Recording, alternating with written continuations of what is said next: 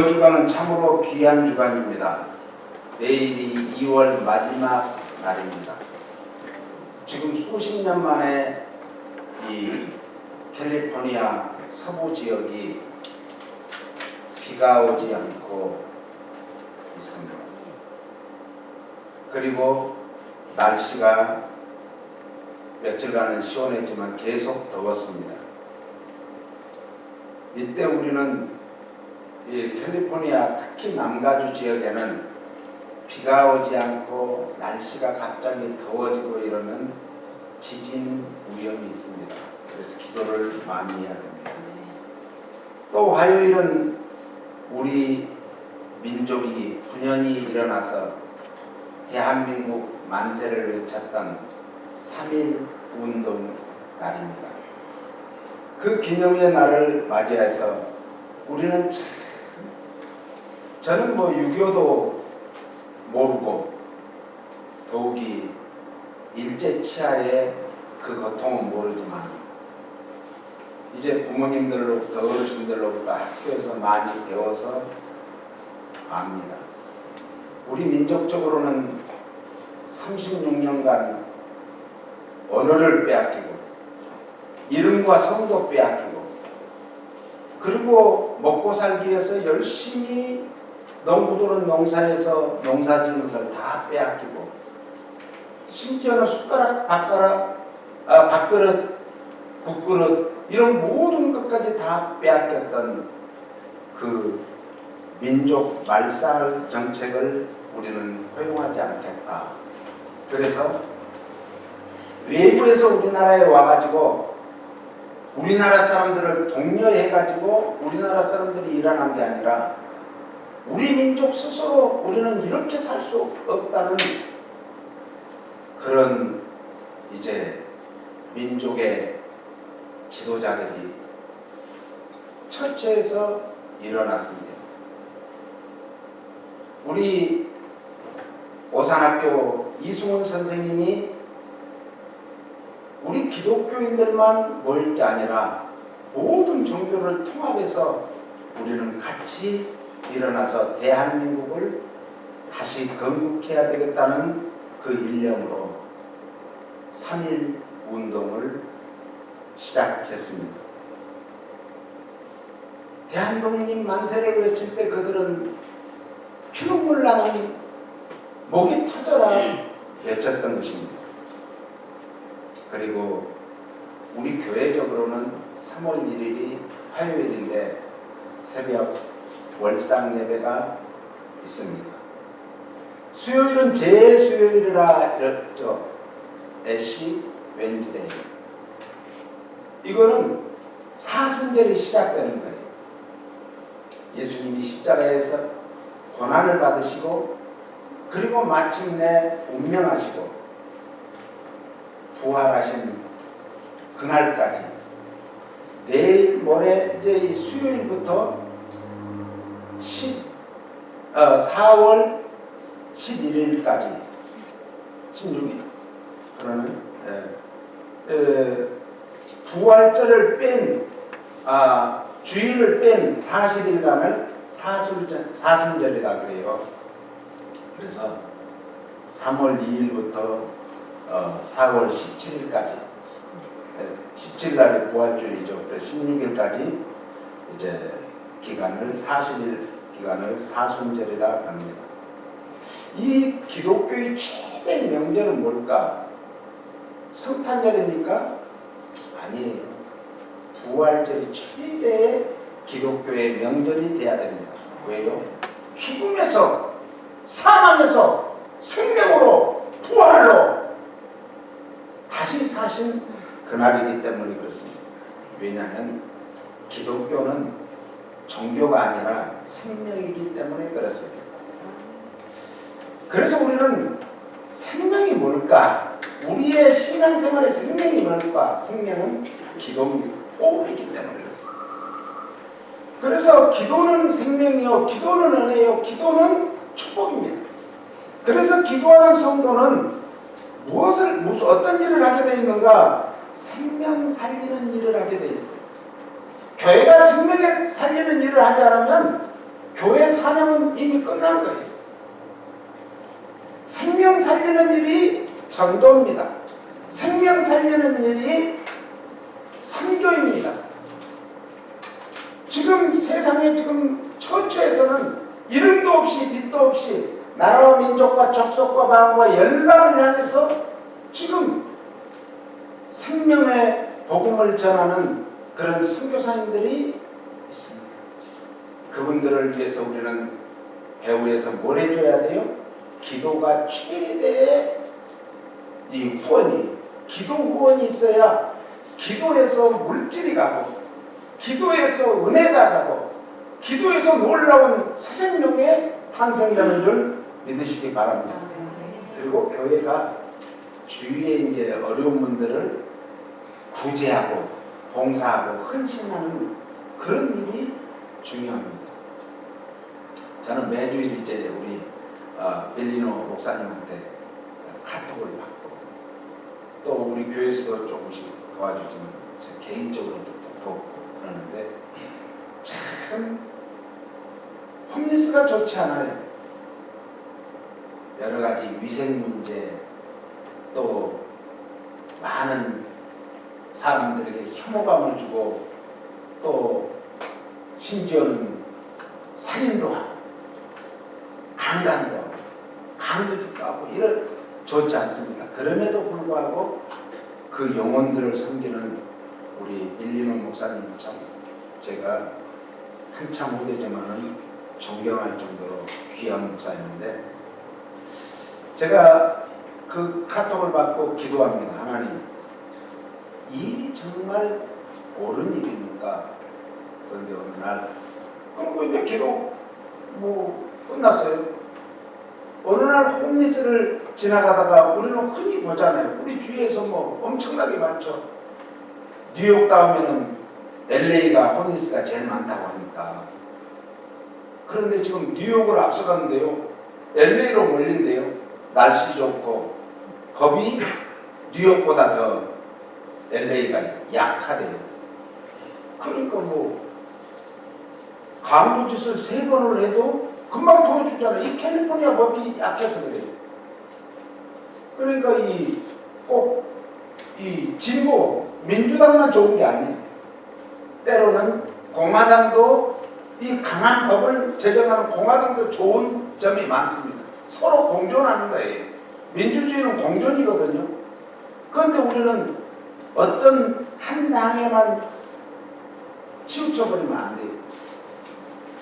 그래서 지난번에 우리 대통령 선거할 때도 저는 일부러 공화당을 뽑았습니다. 왜? 이 캘리포니아에서는 공화당이 될 수가 없어요. 그런데 왜? 이 사람들한테 민주당한테 뭘 주기 위해서 조금이나 좀 위기감을 줘야 되니까 그런 마음으로 뽑았어요. 우리는 그런 일들이 있을 때마다 뭘 해야 된가? 기도해야 돼요. 기도의 불꽃이 타오르지 않는 데는 절대로 성령님이 역사하지 않고, 기도의 불꽃이 타오르지 않으면 세상의 모든 문제가 해결되지 않습니다. 그래서 기도하는 성도는 생명을 살리는 일을 하게 됩니다. 그래서 이 말씀과 기도가 기차의 두 레일과 똑같아요. 한 레일이 조금 좁아진다든지 넓어지면 그 기차는 전복하고 맙니다. 우리의 신앙생활 중에 말씀과 기도가 계속 병행하지 않으면 안 되는 거예요. 그래서 영적으로 거룩성을 유지하기 위해서는 말씀과 기도로 거룩해지기 때문에 끊임없는 말씀과 기도.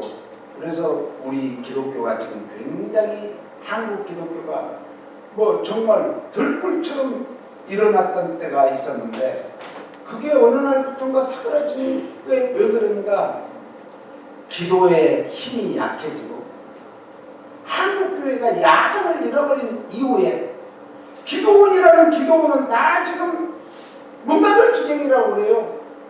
한번 우리가 기도원을 가기 위해서 서울에 가가지고 기도원을 찾아가는데 문이 닫아서 앞에서 다. 왜? 불법이 돼요. 그 기도원을 지은 것 자체가.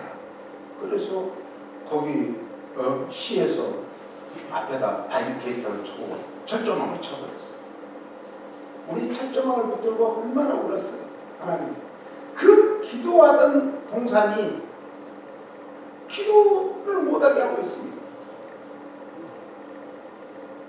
한국에 제가 전에 갔더니 한국의 IMF가 산에서 모든 산 기도하는 기도원들 불법을 하는 데를 다 막아가지고 삼각산을 갔더니 삼각산을 입구부터 다 막아줬어요. 전체를. 그래서 IMF가 터졌다. 기도하는 사람을 소중히 여기고 기도하는 사람이 귀하고 기도하는 사람을 존중해줘야 될 줄로 믿습니다. 그래서 기도는 하나님과 만남을 그런 관계를 갖게 됩니다. 하나님은 거룩한 영이기 때문에 거룩하지 않는 상태로 하나님을 만나면 구약에서는 즉사했어요. 그래서 날마다 우리는 말씀과 기도로 거룩성을 유지하기 위해서 힘쓰고 있어야 될 줄로 믿습니다. 그런데 기도는 중요한 것이 하나 있는데 뭔가 믿음으로 기도해야 돼요. 마가복음 11장 22절부터 보면은 이렇게 말합니다. 같이요. 예수께서 대답하여 저희에게 이르시되 하나님을 믿어라.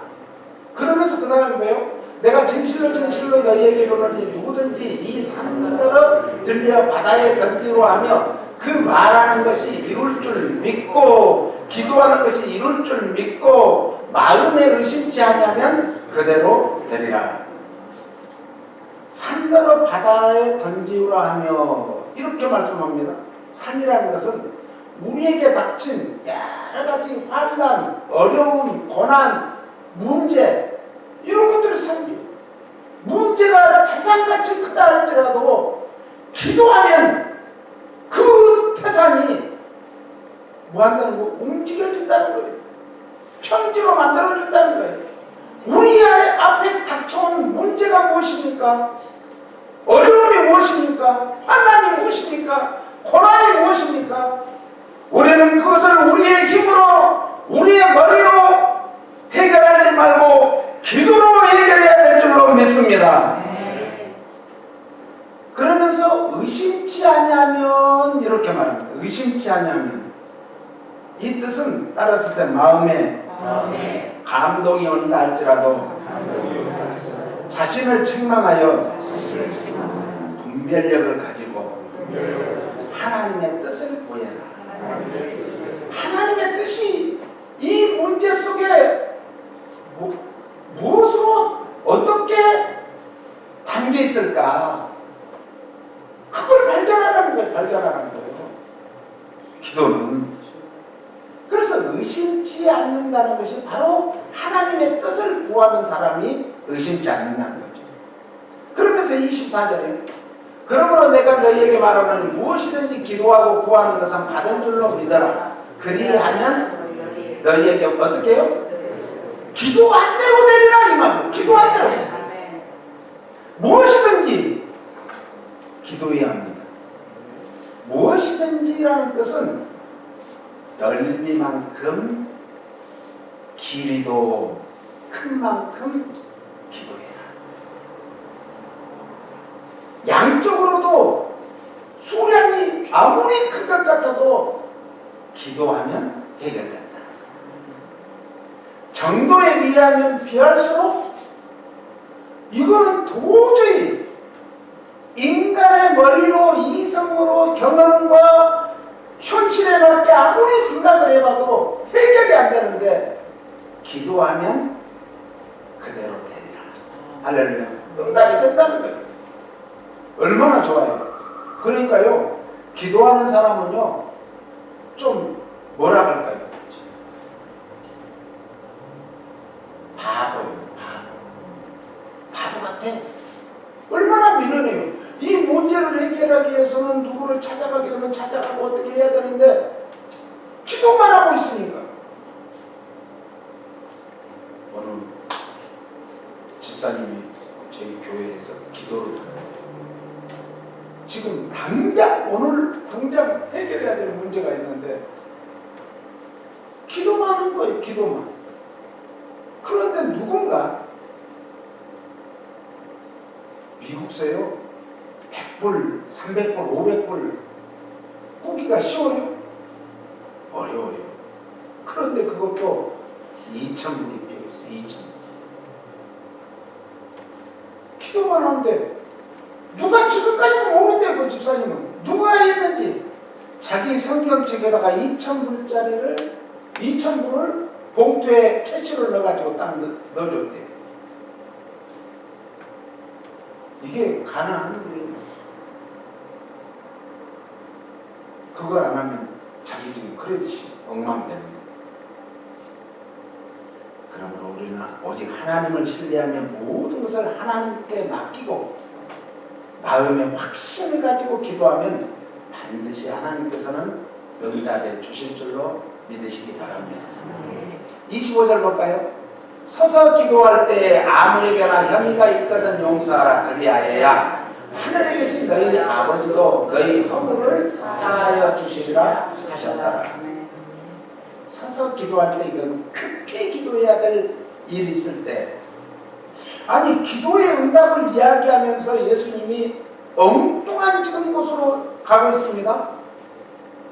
이렇게 기도하면 응답해 주신다고 하더니 갑자기 용서가 나와요. 서서 기도할 때 아무에게나 혐의가 있거든 용서하라는 거. 용서하라. 우리가 생각할 때는 전혀 언밸런스도 뚱따지 같은 얘기잖아요. 그럼에도 불구하고 예수님께서는 우리에게 사랑을 베푸셨듯이 우리도 원수로 할지라도 사랑해야만이 기도에 응답을 주시겠다는 그런 약속의 말씀입니다.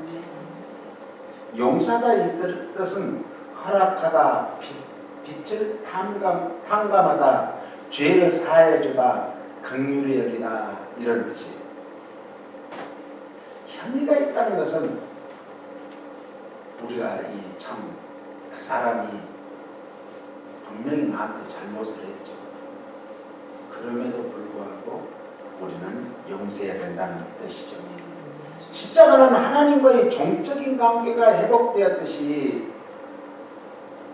십자가는 나와 이웃과의 관계, 모든 인간관계에서도 회복되는 것을 말하는 거예요. 그런데 우리가 그 십자가로 인해서 우리는 거저받았으니 다른 사람에게 거저줘야 되는데 왜? 예수님이 대가를 치러. 선물은 누구한테든지 받든지 감사해야 돼요. 왜? 그분이 작은 것을 했든 큰 것을 했든 그분이 대가를 지불했기 때문에 그 대가를 가지고 사다 줬거든요. 그러니까 자기 수준에는 이까짓 할 수 있는 그걸 할지라도 그분의 마음이 담겨있기 때문에 그분이 물질을 주고 산 것이기 때문에 귀하게 여겨야 된다. 우리도 나 자신이 받을 은혜를 나와 관계되는 모든 사람들과 같이 더불어 그분들과 나눌 줄 알아야 되죠.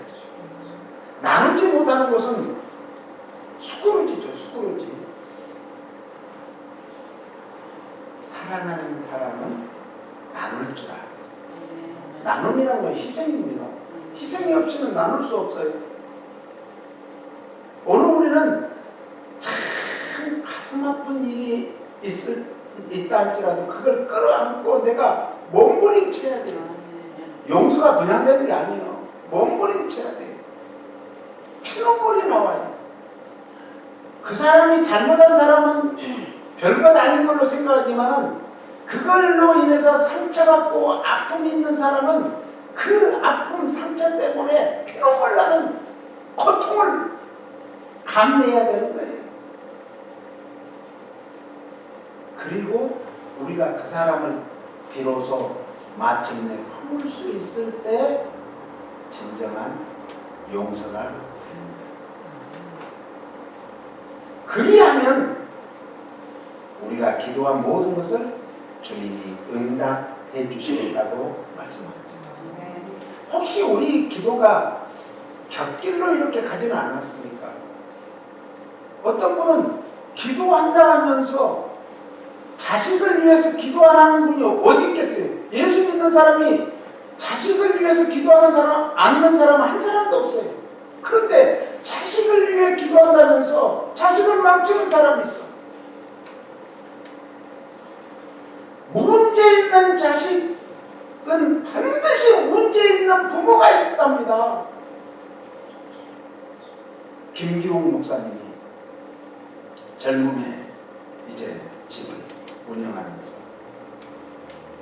어떤 학생을 이렇게 데리고 갔어요. 그랬더니 목사님, 이 학생의 부모가 전에 찾아왔는데 현 상태는 맡기지 말라고 했습니다. 왜요? 부모 마음이 바뀌지 않는데 얘만 보내놓고 얘 돈 몇 푼 줘가지고 바뀌라고 안 돼요. 부모가 이 자녀를 위해서 피눈물 나는 기도를 하면서 그런 희생이 없는데 돈 몇 푼으로 바꿔줘요.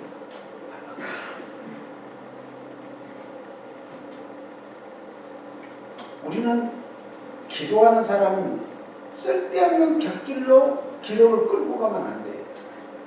그러니까 내가 처음에는 기도를 시작했지만은 그 기도가 성령에 이끌려서 우리는 기도해야 돼. 예수님이 그랬잖아요. 성령에 이끌려서 광야로 가서 기도하셨다. 그러니까 기도의 시작은 우리가 결단하고 하는 것이지만 우리는 성령님이 제 기도를 이끌어가 주세요. 제 삶을 이끌어가 주세요. 이 문제를 성령님이 해결할 수 있도록 기도하게 해주세요. 그런 기도를 해야 돼요. 그래서 어떻게 모든 것을 다 맡길 수 있을까? 맡긴다는 게 쉬운 게 아니에요. 그런데 우리 사람들이 어디다는 잘 맡기는가? 은행에다는 돈을 잘 맡겨요. 왜 맡기죠? 은행은 내 돈을 안 떼먹는다는 확신이 있기 때문에. 그렇죠. 그런데 IMF 때 보니까 은행도 파산을 했어요. 은행에 저축해 놓은 걸 내가 찾으러 갔는데 아니면 못 들어가게 하는 거예요. 못 찾게 하는 거예요. 10,000불을 해놨는데 500불 이상은 못 준다는 거예요. 은행도 못 믿어요. 하나님 앞에 우리는 기도는 저축하는 거예요. 하나님께 저축해 놓으면 하나님은 몇 배로 갚아주실 줄 몰라요. 혹 30배, 혹 60배, 혹 100배로 갚아주실 줄 모르는 거예요.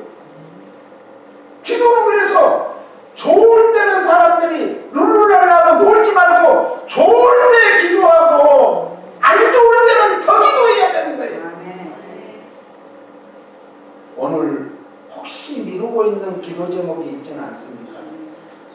내가 이걸 기도해야 되는데 정말 애쓰고 힘쓰지 못하고 마음으로만 먹고 있고 미루고 있지는 않는지, 혹시 이런 일까지 응답해 주실까 의심하지는 않습니까? 이까지 건 뭐 하나님 앞에 기도해 내가 해결해야지 그러지는 않습니까?